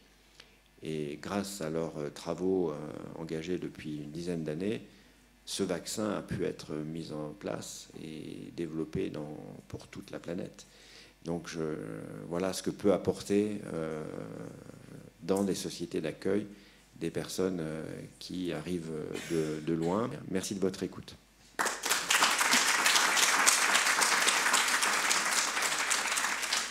Sur la question de l'hébergement, je te laisse intervenir et nous dire peut-être pourquoi les femmes se retrouvent dans la rue et restent dans des situations précaires, et quels sont les peut-être dispositifs brièvement qu'elles essayent de mettre en place pour se défaire de ces situations-là. Oui. Donc toujours sur l'étude qu'on a menée sur les femmes ivoiriennes qui sont notamment présentes à Paris. En fait, le statut administratif qu'elles ont, justement, ne leur permet pas, elles n'ont pas le statut de réfugié et ne leur permet pas d'avoir accès à tous ces dispositifs d'intégration. Donc, si je peux juste réagir à ce que vous disiez juste avant, l'idée, c'est pas de montrer qu'il y a un profil de femme, parce que justement, on a montré dans les tables rondes précédentes qu'il y avait des histoires qui étaient très diverses et des profils très divers. Mais nous, pour les femmes qu'on a rencontrées ivoiriennes à Paris, la très grande majorité, ce qu'elles demandaient, c'est de pouvoir travailler, en fait. Alors, beaucoup ont des enfants, effectivement. Elles sont soit parties avec leurs enfants de Côte d'Ivoire, soit elles sont tombées enceintes durant le parcours ou tombées enceintes en arrivant en France. Mais en fait, elles souhaitent travailler. C'est une de leurs premières demandes, de pouvoir travailler et effectivement s'intégrer. Et après aussi vient la question effectivement de l'hébergement, puisque les dispositifs d'hébergement sont saturés depuis de très nombreuses années maintenant. Je regardais les chiffres encore hier sur les demandes non pourvues. En fait, c'est les personnes qui appellent le 115 et pour qui on ne trouve pas de solution. Donc pour les familles, en décembre 2021, quotidiennement, c'était 394 demandes non pourvues. Et là, en décembre 2022, c'était 630. Donc il y a une réelle augmentation des demandes de non pourvues de familles qui dorment du coup à la rue. Donc les femmes qu'on a rencontrées, effectivement, à 70%, elles ont connu une période de rue en France. Donc elles mettent en place, tout à l'heure je parlais de stratégie de protection durant le parcours d'exil. Donc en France aussi, en fait, elles mettent en place des stratégies de survie et de débrouille, en fait. Celles qui vivent à la rue peuvent dormir dans les salles d'attente des hôpitaux, par exemple, pour ceux qui le permettent, dans les métros, dans les gares. On voit aussi qu'en fait, elles jonglent entre différentes solutions d'hébergement, puisque même si elles appellent le 115, je le disais tout à l'heure, le nombre de demandes non pourvues est très important. Et généralement, c'est pour des courtes durées d'hébergement. Donc en fait, leur parcours d'hébergement, il est aussi fait de rupture, où en fait, elles retournent à la rue. Certaines qui ont accouché ont une solution d'hébergement, et puis quelques semaines plus tard, se retrouvent de nouveau à la rue. Elles vivent parfois aussi en squat. Elles peuvent vivre en colocation. Et elles font aussi, pour certaines, appel à de l'hébergement citoyen, qui est organisé par Utopia 56. Et on a eu, là, depuis quelques mois aussi, des femmes qui ont organisé des manifestations devant l'hôtel de ville pour demander un hébergement immédiat. Voilà. Merci beaucoup. Bonjour, Félix Guillon. Vous êtes délégué général de l'association TOT, je le prononce bien. Oui. Qui est une école diplômante pour les personnes exilées et qui donc répond à cette problématique-là de l'importance d'apprendre le français pour l'intégration de ces personnes exilées. Voilà. Est-ce que vous pouvez nous parler un petit peu plus de l'école, de pourquoi elle est là et à quels besoins elle répond? Oui, merci pour l'invitation déjà. Donc oui, l'école Todd, c'est une association et c'est donc une école de français diplômante pour toutes les personnes exilées qui parlent pas du tout ou peu français et qui n'ont jamais eu de diplôme dans leur pays d'origine ou en France. On s'adresse à toutes les personnes exilées sans distinction de statut administratif. On a bien sûr des réfugiés statutaires, mais aussi des demandeurs d'asile, des personnes sous le coup du règlement Dublin, même des personnes sans papier. On a vraiment à cœur d'appliquer ce principe d'accueil inconditionnel. Pour nous, toutes les personnes, hommes ou femmes qui sont sur le territoire en France, ont le droit de pouvoir apprendre la langue française, quel que soit leur parcours après, en France ou ailleurs. Et l'école s'est construite donc autour de l'apprentissage linguistique pour les niveaux les premiers niveaux d'apprentissage du français. Et autour de ces cours de français, on a développé des permanences d'accompagnement individuel pour essayer de lever tous les freins périphériques qui vont bloquer potentiellement l'apprentissage de la langue. Donc, on a une permanence d'accompagnement social, juridique, psychothérapeutique et d'orientation pour pouvoir envisager la suite du parcours à la sortie de l'école. Donc on essaye vraiment de couvrir l'ensemble des obstacles qui peuvent se présenter à nos étudiants, à nos étudiantes, pour pas forcément régler directement le problème, mais identifier qu'il y a une personne qui va être compétente pour soit régler le problème, soit accompagner, soit orienter vers le réseau de partenaires qui va réussir, travailler à lever ces freins pour qu'une fois arrivé en classe avec le professeur, les étudiantes, les étudiants vont pouvoir se concentrer autant que possible sur l'apprentissage de la langue.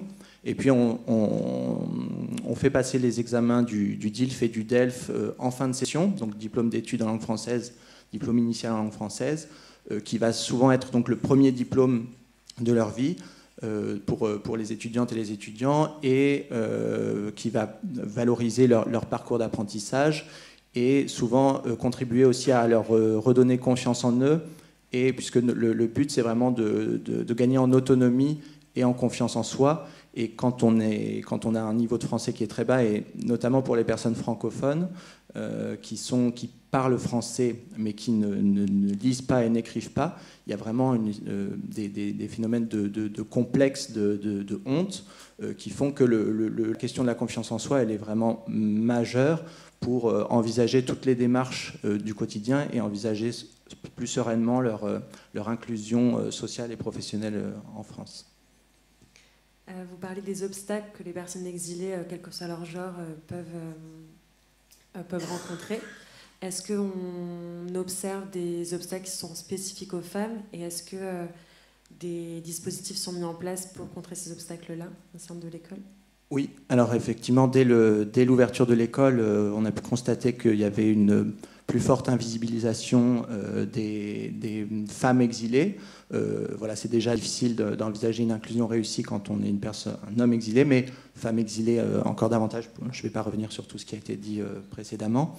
Donc on a essayé d'identifier les points de blocage et là où on pouvait, ce sur quoi on pouvait agir pour donner plus accès à l'école aux femmes exilées. Ce qu'on a trouvé, c'était de justement ouvrir des partenariats avec des structures qui accompagnent les femmes, notamment la Maison des femmes de Saint-Denis, ou alors des associations comme le Mouvement du Nid, ou bien le ACP, c'est une association qui lutte contre la prostitution, contre le proxénétisme plutôt, et qui favorise les sorties de prostitution, donc qui permettent d'avoir des orientations privilégiées et en communiquant davantage avec des partenariats un peu plus serrés. Et puis là, on a ouvert récemment une garderie au sein de l'école, en partenariat avec une association qui s'appelle Gribouillis, qui est une association axée autour des métiers de la petite enfance.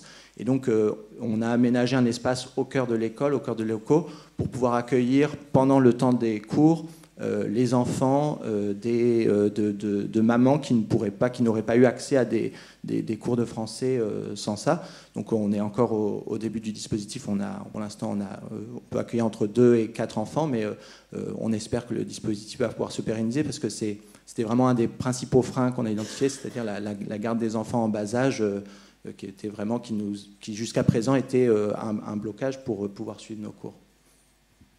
Merci beaucoup. Donc on a abordé un peu pendant tout au long de ces discussions les différentes violences, qu'elles soient physiques, psychologiques, morales, en matière d'accueil que pouvaient subir ces femmes exilées.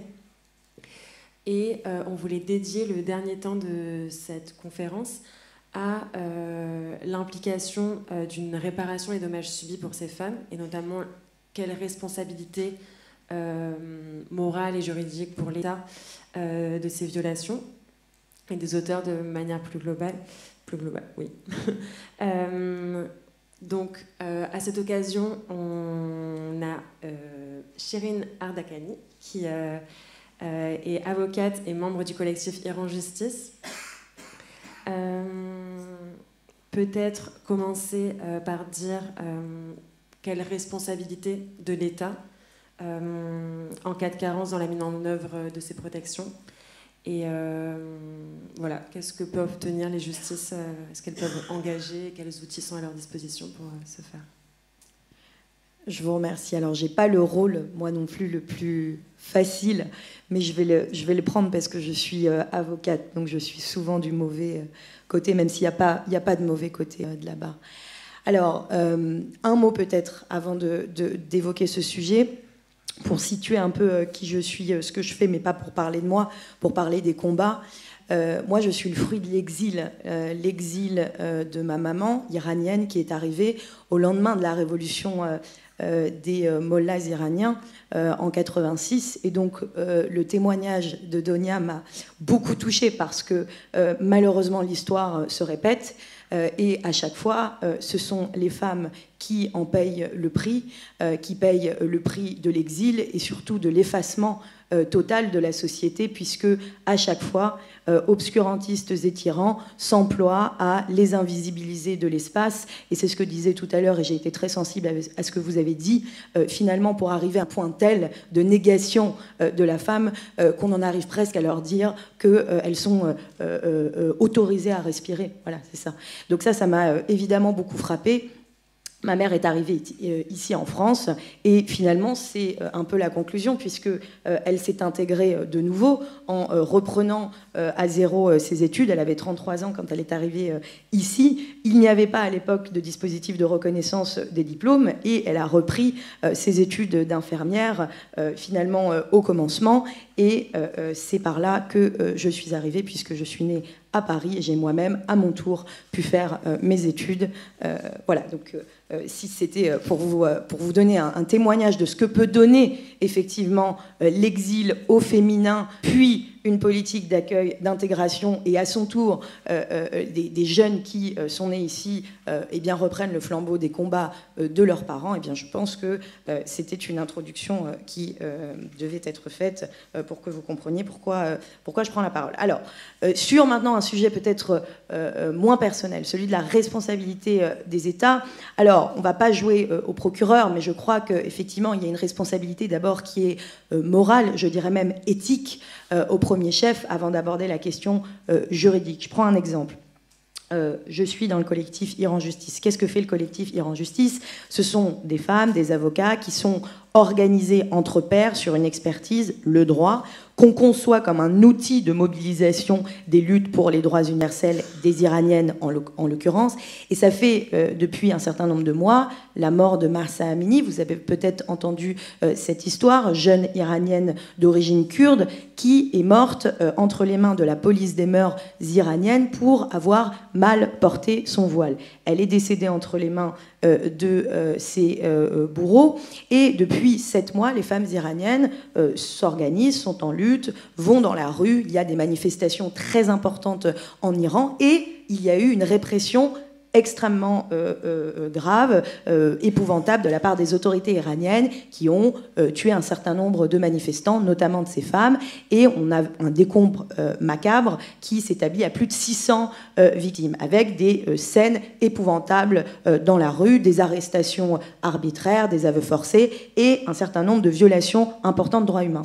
Pourquoi je parle du cas iranien? Parce que on a eu une vague, alors je n'aime pas employer ce mot, mais il y a eu des dissidents politiques, des journalistes, des militants des droits humains, des féministes, puisque ce mouvement au départ est un mouvement féministe, qui sont arrivés pendant les 7 derniers mois, sont arrivés soit par la voie légale, mais la plupart du temps par la voie dite illégale, c'est-à-dire ont emprunté des chemins depuis la Turquie notamment, ou parfois des chemins plus compliqués, sont arrivés. Et on a eu un certain nombre de désillusions ces derniers mois, puisque nonobstant ces événements connus en Iran, cette répression qui continuait de se poursuivre, avec un certain nombre de responsables politiques ici en France, pas suffisamment, mais néanmoins, des médias qui ont quand même porté cette contestation, eh bien on a eu des décisions d'éloignement prises, ça et là, par un certain nombre d'autorités administratives qui, dans le temps, ont estimé que l'Iran, dans un contexte de dure répression documentée et avec cette liste des morts qui continuait de s'allonger, eh bien c'était un pays néanmoins, non pas où il faisait bon vivre, mais en tout état de cause, que ça ne justifiait pas, par exemple, un moratoire, ne serait-ce que de quelques semaines de répit pour les éloignements. Voilà. Et donc on a eu un certain nombre de cas comme ça, assez surréalistes, de femmes effectivement qui avaient emprunté des chemins pour s'amener avec difficulté en France. Elles venaient nous expliquer, certaines par exemple avaient été directement touchées par exemple par des tirs de forces de sécurité pour avoir manifesté dans les rues, encore une fois autour de la devise Femme, vie, liberté, donc en soutien vraiment à des revendications qui sont très actuelles, qui sont très universelles, eh bien revenaient et nous sollicitaient en disant là on vient de recevoir une mesure d'éloignement, une obligation de quitter le territoire. Voilà. Donc quand je disais tout à l'heure, pour revenir à mon propos, quand je disais en responsabilité morale et éthique, c'est que moi je crois que l'action politique, enfin l'action publique, pas l'action politique, mais l'action publique au sens général, en fait c'est quand même, et c'est ce que vous disiez tout à l'heure, ce sont des décideurs publics, ce sont des hauts fonctionnaires qui à un moment mettent en œuvre une politique, mais qui doit être une politique, je crois, qui doit être mise en œuvre avec discernement. Et quand il y a des gens dont on sait qu'ils arrivent dans un contexte trouble, où il y a des répressions des droits humains qui sont connues, je crois qu'il faut vraiment se poser la question de l'équilibre entre la police du séjour et une situation qui est dramatique d'un point de vue des plans humains dans le pays de renvoi. Voilà, donc ça c'est un exemple, par exemple, concret, je crois, de responsabilité morale. Alors, sur le plan de la responsabilité juridique, je crois que ça n'a pas d'intérêt si je faisais un cours sur quelles sont toutes les voies de droit à notre disposition pour mettre en œuvre la responsabilité de l'État, et encore qu'on a bien de l'imagination et des recours ont été faits ça et là sur le contentieux de la dématérialisation, par exemple, sur le contentieux des guichets, c'est-à-dire tous ces obstacles qui, effectivement, pour les usagers du service public, et là je me place même pas tant du côté des personnes exilées, mais des usagers, pour avoir accès au guichet du séjour et pour pouvoir être en face d'un être humain qui traite notre demande, et pas d'être avec son ordinateur, avec les difficultés que ça peut poser. Mais ça, j'ai envie de dire, c'est pas tellement une question qui est que aujourd'hui pour les étrangers. C'est une question de comment est-ce que l'administration considère les usagers, tout simplement. Alors, pour revenir à la question de la responsabilité juridique, je voudrais illustrer un cas, moi, qui m'a épouvantée. J'en ai pas dormi de la nuit. Vous vous souvenez peut-être, c'est ce naufrage épouvantable dans les eaux de la Manche, donc en novembre 2021, où effectivement, aujourd'hui, la question se pose de savoir si les autorités de secours, qui étaient les autorités de sauvetage en mer français, qui avaient été sollicitées pour vous la refaire si vous ne l'avez pas, une embarcation de fortune à bord 31 personnes, dont des enfants qui avaient tenté la traversée des mers, de la mer à Dunkerque, sur une embarcation pneumatiques évidemment de fortune qui eh bien, ont fait naufrage, mais il faut revenir. Alors, je ne suis évidemment pas dans le dossier, je n'ai pas accès aux pièces du dossier, et quand on n'a pas accès aux pièces du dossier, on ne peut évidemment pas se prononcer, mais en tout état de cause, Le Monde avait fait une enquête où on apprenait que malgré les appels en détresse répétés, réitérés de ces personnes sur l'embarcation, eh bien, les autorités maritimes françaises, ou en tout état de cause les autorités maritimes anglaises, quel que soit du côté où on se place, eh bien, personne n'a répondu à cet appel en détresse pour des raisons liées à la territorialité des eaux, donc le droit. Voilà. Est-ce que c'était du bon ou du mauvais côté des eaux et qui était compétent pour pouvoir intervenir? Mais en tout état de cause, se renvoyant la balle les uns et les autres, personne, en définitive, n'a sauvé en mer ces personnes. Et c'est en ça que je reviens à ce que je disais au départ, hein, qui est mon premier point, la responsabilité éthique. La responsabilité éthique, à un moment on se pose quand même la question, quand on évoque le sort des gens qui demandent notre aide, la détresse, alors on peut effectivement tergiverser. Est-ce qu'on est du côté des eaux anglaises? Est-ce qu'on est du côté des eaux françaises? Ce que je remarque quand même, c'est qu'à chaque fois que la question du droit se pose, en tout cas d'un point de vue des autorités, pas toujours, mais de plus en plus, c'est comment est-ce qu'on va utiliser le droit pour ériger la barrière et la forteresse qui va empêcher, pour reprendre une formule consacrée, les flux migratoires d'arriver, plutôt que comment on utilise le droit comme outil au service des droits universels que sont le droit d'asile, le droit des femmes, le droit de vivre, etc. Et ça, malheureusement, en tant qu'avocate, je le déplore, et en tant que militante des droits humains, je le déplore aussi, parce que je crois qu'on peut faire beaucoup mieux avec le droit que de l'utiliser quand ça nous arrange, en expliquant que vous comprenez, le port le plus proche, le droit maritime, c'est le port italien, où ce sont les autorités britanniques qui sont compétentes. Voilà.